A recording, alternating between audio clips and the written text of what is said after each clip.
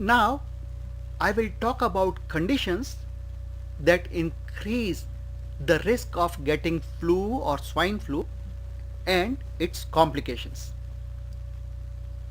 The first is the age factor. Common flu that occurs every year is more common at extremes of age. That means that a common flu is more common in children below 5 years of age and in people above 65 years of age. In comparison to that, swine flu is seen to be more common in young adults, those who are between 15 and 35 years of age.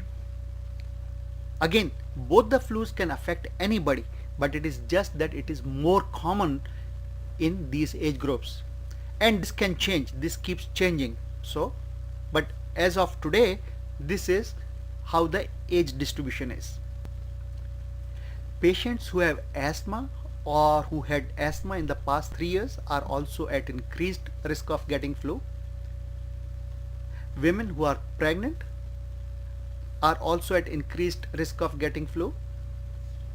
Patients who have heart disease, lung disease, including asthma, are at much higher risk of suffering complications of flu and also getting flu. So, very high risk group.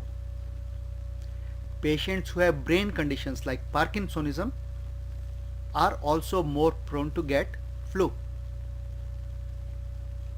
Those patients who have weak immune system because of HIV, AIDS, tuberculosis, cancer or treatment of cancer, or patients who are taking steroid medication like prednisone, etc., they are also at an increased risk of getting flu and getting its complications. Some recommend that these people should be given flu vaccine, but we already talked about flu vaccine before, that it's only 20% effective this year.